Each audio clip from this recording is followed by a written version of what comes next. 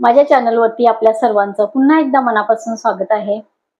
आज मी इथे रेसिपी ओट्सचं मी पीठ कसं करायचं आहे ते दाखवणार आहे। हेल्दी आपण जे धिरडे म्हणतो, आपण मुगाचे धिरडे असतात, बाकीच्या भरड धान्यांचे धिरडे आपण करतो, तर ओट्सचं धिरडं अतिशय शरीरासाठी उत्तम आहे आणि वेट लॉस जर्नीमध्ये तर हे चवीचा पदार्थ आपण खूप आवडीने खाऊ शकतो। असं हे धिरड्याचे होतात। तर आज याचं मी याच्यामध्ये अजून काय काय टाकायचं आहे हेही प्रमाण दाखवणार आहे। आणि 1 किलोचं मी हे पॅकेट घेतलेलं आहे ओट्सचं। ह्याला भाजायचं वगैरे नाहीये, मी पूर्ण हे ताटामध्ये काढून आणि याला कडकडीत एक ऊन दिलेलं आहे। फक्त थोडंसं ते मऊ असतात म्हणून आपलं ऊन दिलेलं आहे। तर 1 किलोचं मी हे पॅकेट घेतलेलं आहे। पूर्वी हे ओट्सला खरं तर गरीबाचं गरीबाचं खाद्य म्हणायचे। आता ते ऍक्च्युअली खरं श्रीमंतांचं खाद्य झालेलं आहे। आपल्या प्रत्येकाच्या घरात ओट्सचं पॅकेट असतं। ज्या दिवशी आपल्याला कॅलरीज कमी खायच्या त्या दिवशी आपण ओट्स बनवून खातो। तर ओट्स आपण चटपटीत केले तर आपण आवडीने खाऊ शकतो, पण अगदी प्लेन ओट्स केले तर तेवढ्या आवडीने खात नाही। पण हे जर काही धिरडे याचे करून खाल्ले तर अतिशय उत्तम, आपले हेल्दी आपण करून खाऊ शकतो। तर आज हे ओट्स मध्ये आपण कुठले धान्य टाकायचे आहे म्हणजे आपलं पीठ ते एकदम छान होणार आहे। आणि ओट्स हे दळल्यानंतर बरेच दिवस त्याचं पीठ आपण वापरू शकतो। पण 1 किलोचं पॅकेट जर हे ओट्सचं फोडलं आणि चुकून 1 महिनाभर जर का आपण त्याच्याकडे लक्ष नाही दिलं तर त्यामध्ये छोटे छोटे बारीक असे उडणारे पाखरं होतात। तर इथे 1 किलो ओट्स मी घेतलेले आहे, बाकी यामध्ये धान्य टाकायचं आहे। चला तर मग रेसिपीला सुरुवात करूया। हे ओट्स जर तुम्ही आणल्याबरोबर फोडलं तर हे नाही सुकवले तरी चालतील। मी हे ओट्सचं पॅकेट फोडलेलं होतं म्हणून मला असं वाटलं की थोडंसं ऊन याला द्यावं, म्हणून मी उन्हामध्ये थोडेसे सुकवून घेतलेले आहे। तर यामध्ये अर्धा किलो मी घेतलेली आहे नाचणी, हे बघा अर्धा किलो मी इथे घेतलेली आहे चणा डाळ। तर हे मिक्स मी सर्व एकत्र करणार आहे आणि माझी घरची गिरणी आहे त्यामुळे मी घरच्या गिरणीमध्ये दळणार आहे। तर तुम्ही हे मिक्सरवर सुद्धा काढू शकता किंवा मग जास्त प्रमाणामध्ये असेल तर तुम्ही हे गिरणीवाल्यांकडनं पण दळून आणू शकता। तर हे सर्व आपल्याला एकत्र करायचं आहे। मी हे एका भांड्यामध्ये काढून घेते। मोठ्या परातीमध्ये मी हे सुकत लावलेलं होतं। इथे आपल्याला अर्धा किलो आपण घातलेली आहे चणा डाळ।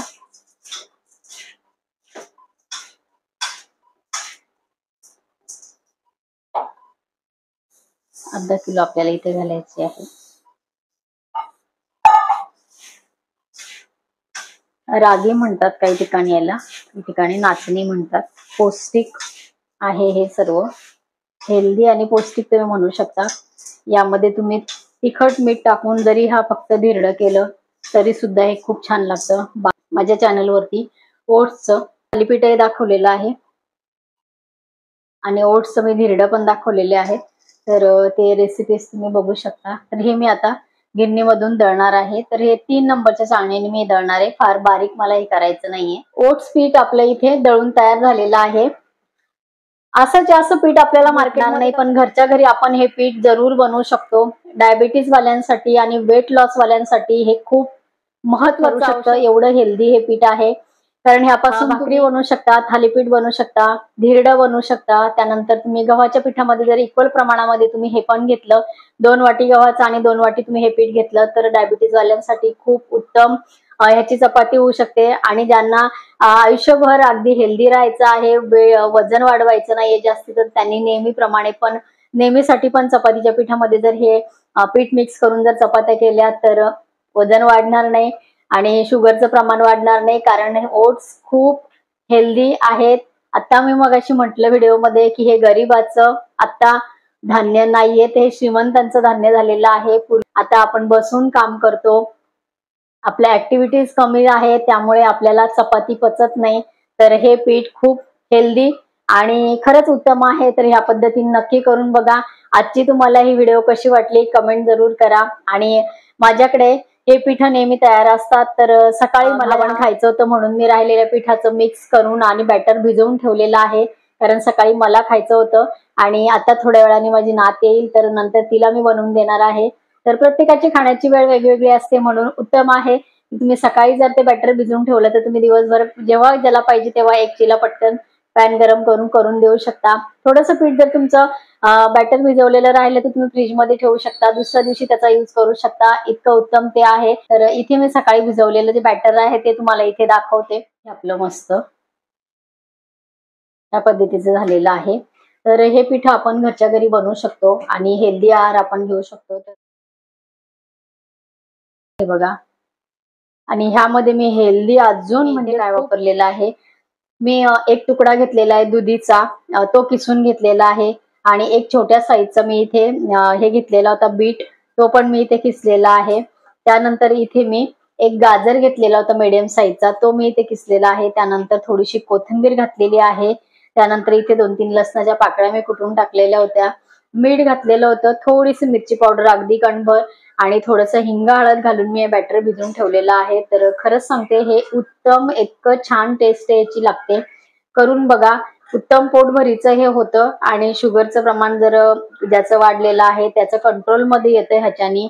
पण हे नियमितपणे तुम्ही आहारामध्ये ठेवलं पाहिजे. तर ह्या पिठाचा मी इथे तुम्हाला आता एक धिरडं बनवून दाखवते.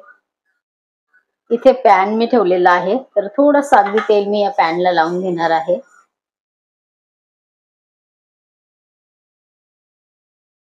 इथे पॅन गरम झालेला आहे.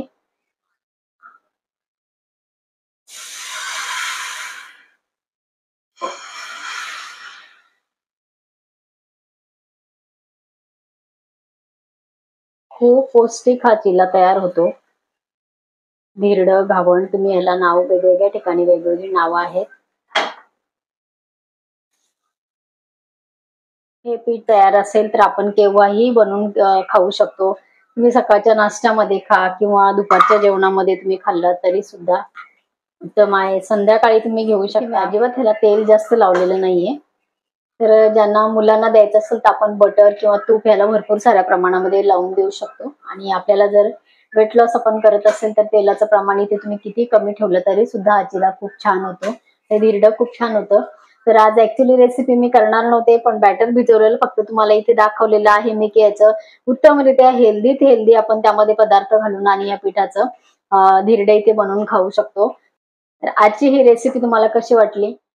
इथे आपला हेल्दी आणि उत्तम पौष्टिक चिला इथं आपला तयार झालेला आहे. आजची रेसिपी तुम्हाला कशी वाटली कमेंट करून सांगा. आणि पीठ जे बनवलं आपण ती व्हिडिओ तुम्हाला कशी वाटली कमेंट करा. आणि ते पीठ करून बघा. तुम्हाला सगळ्यांना त्याचे पदार्थ जे मी बोलले, भाकरी, धिरडं, थालीपीठ, घावण, तर हे तुम्हाला जरूर आवडतील. परत अशीच एक छानशी रेसिपी घेऊन परत भेटणार आहोत. तोपर्यंत बाय बाय.